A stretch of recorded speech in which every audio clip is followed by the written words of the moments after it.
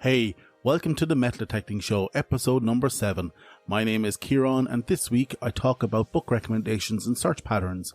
We have our regular tech timeout and of course some news from the world of metal detecting and treasure hunting. So let's get on with the show.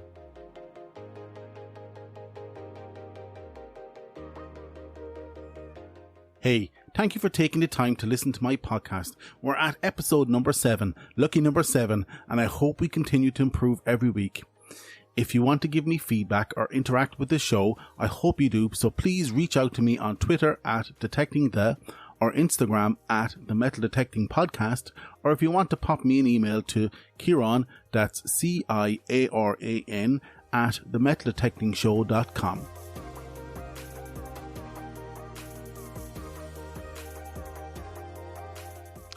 Hey, I got out this week. I just had to scratch that itch. It was just a quick 90-minute hunt to a local beach within my country's 2-kilometre exclusion zone during the COVID-19 crisis. Now, this beach will not yield much modern finds, and I won't expect to ever find jewellery on it, as it's not a swimming beach, very heavy on the stones, the type of beach everyone brings their dogs for a walk or launches their kayaks off. However, as a site for potential relics or old finds, then this is a great spot, and as such I've had to adjust my hunting style to suit what I'm searching for. This beach is near the entrance of an old World War I US seaplane base, and also the site of an old pier built in the 1830s, and most importantly, there are no registered sites of archaeological importance nearby. So during the travel restrictions, this beach will become my muse. I will talk later about search patterns during the tech timeout, but I only had about 2 hours available to me due to tides and outside commitments. I undertook a meandering scout of the site with the Equinox 800 on Beach 2, finding a wild gamut of finds from old iron to modern coinage. Pictures are up on my Instagram at the Metal Detecting Podcast if you want to check them out. What I found very interesting, there wasn't much beach trash, if you know what I mean, and what I mean is pull tabs, of which I had 1. Foil containers, of which I had 1, and that's it, no bottle tops or cans. Now don't get me wrong, there was a lot of iron in the shape of nails and nuts and bolts, which I managed to leave behind this time.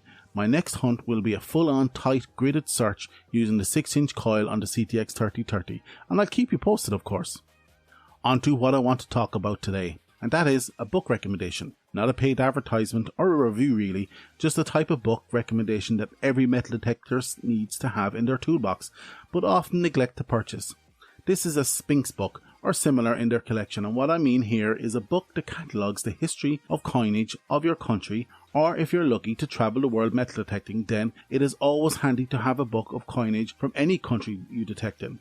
Why I like Sphinx, apart from the great titles they have on their books, such as Arab Byzantine coins from the Irbid Hoard, including a new introduction to the series and a study of the pseudo-Damascus Mint by Goodwin. They are in the business of buying and selling and auctioning coins and artifacts, so it is in their interest to ensure their data is up to date and correct. They can potentially lose money on an incorrect valuation, so in my opinion, they have a lot to lose in publishing incorrect data. Unlike me, for example, who can say anything I want here and risk nothing more, only a disinterested listener with my opinions. So you won't see me write a coin book anytime soon, but back to the coin book I'm talking about. My version I rely on heavily for both find research and the accumulation of imaginary internet points is the 3rd edition of Coins of Scotland, Ireland and the Islands, the pre-decimal issue. I think it is no longer in print as they have a newer version available which includes some Gaelic coins. Also, the price of these books can range from $20 for a digital version to $200 for a physical copy, and can cover so many diverse topics, so I guarantee there's one to suit your monetary finds pouch. So why am I recommending a book for your tool chest of metal detecting? Well, I far too often see, when I'm lurking on the forums online, people who have invested several thousands in equipment but post pictures of find that would clearly be identifiable if only they knew where to look or had a book for reference. I have read commentary where people will refuse to spend $50 on a book as they believe it far too expensive an investment for something that they will only use rarely. But think about what it brings to your enjoyment of your hobby. When you find a coin, for example, and spend an hour looking in your book to find all about it by yourself, this, my friend, will pique the same brain receptors that drive us to go metal detecting in the first place, and will deliver the same dopamine hit when successful. If you don't find it then, by all means go online and ask for an identification. But don't be one of those guys who you see putting up every find they have asking for identification, as I believe you are depriving yourself of another facet of the hobby, and that is the research of your finds, and indirectly depriving yourself of an education in the process. So get a book for yourself, spend the money. Reach out to me, tell me what books you like and how they have helped you in the past. On to this week's Tech Time Out, where I discuss search patterns.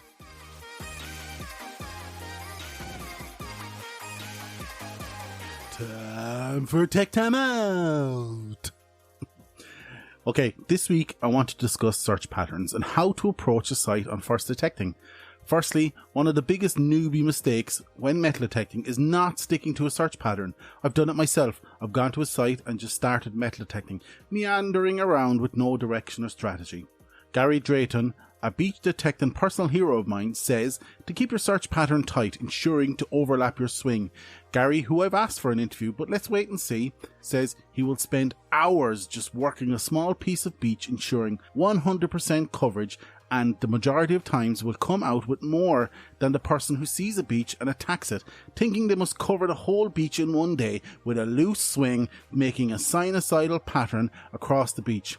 They may completely cover the beach, but in reality, they have only searched about 20% of the beach with the metal detector. I have to admit I have been that person, especially when I'm tired and lack discipline. But when I look back at my best days detecting, it has always been when I was patient enough to think of how I wanted to search the site and disciplined enough to stick to it. Before we chat about search patterns, there's one thing that needs to be right first, and that's your swing. If your swing is all over the place, too fast and not overlapping while maintaining the coil parallel to the ground, then a search pattern will not help you at all. You will be better off using a stick and a horseshoe if that's not the case. So assuming you're up to scratch on your swing style, let's talk about search patterns. So in starting a new site, I break it down into 3 passes, with the first pass being a scouting search of the site, where I go quickly through a site, making note of any hotspots or spots of high trash, and gather as much information about the site as I can. I then follow up with 2 passes of whatever search pattern I like and I think is useful depending on the site.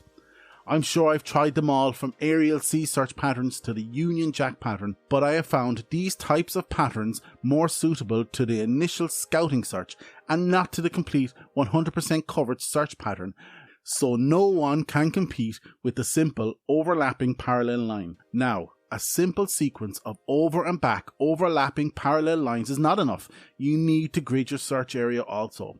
Say for example, you do one sweep of a site over and back with overlapping sweeps. You're not taking into account how the find is sitting in the ground. You may need to approach it from a 45-degree line to your initial parallel line just to be able to hear it. So unless you can come back to a site several times, my recommendation is to grid the site in 10 meter or 30 feet square sections. But if you actually can mark it out, then do so. But you may need to use landmarks to ensure you stay on course and within the grid. So remembering the hotspots identified in your initial scouting hunt, I would locate my first 30-foot square grid there. And like I said, if you want to mark it out, do so. This will help you stay disciplined and ensure full coverage of the site. This is when I would adopt the parallel search up and down the square, ensuring to keep a tight overlapping swing. When you have completed this second sweep, remember you have already done a scouting sweep of the site, and for the third search I would approach the square from a 45-degree angle and repeat the search. I then continue this process on through the remaining grid squares till the site is thoroughly searched. So to summarise these points up to now: 1. Do a scouting hunt to identify any hotspots or how trashy the site is. 2. Divide the site into 30 feet square grids and mark out if necessary. 3. Pick the squares where any hotspots were located and carry out a second pass parallel to your imaginary borders of the grid. 4. Remembering the imaginary grid border, I start my third pass at 45 degrees to this border. And number 5. Rinse and repeat for any remaining squares on the site. Now, what this 3-pass method and search pattern allows you to do is have confidence that the site has been thoroughly hunted and that you have found anything that was within the capability of your detector to find. Remember, there is no such thing as a perfect metal detector. Now, there's different variations of the same search patterns, and some people add an extra sweep or search just to remove all rubbish from the site, and some people take into account the shape of the terrain and focus on dips before engaging in any gridding of a site.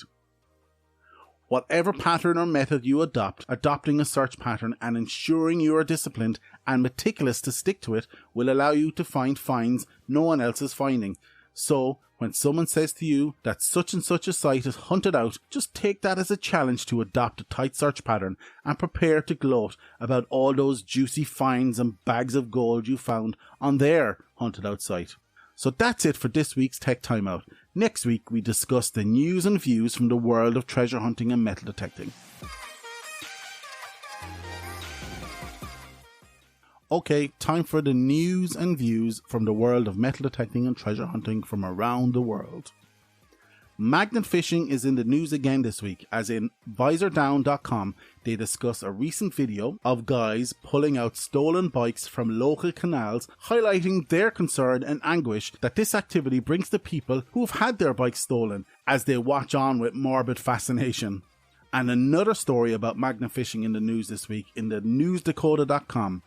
The Kingsler brothers stumble across some unique treasures while filming for their YouTube channel. These treasures include mountain bikes and guns, which all required police investigations. There seems to be a deep media interest these days in magnet fishing. I don't know if it's driven by its rising popularity on social media or by the nature of the finds, which can tend to be stolen or illegal and dumped after the fact. It may be short-lived, but any publicity in media for our hobbies is a benefit to the hobby as a whole. And that's it for this week's news and views from the world of metal detecting. With this story and all the stories this week, the links are in the show notes.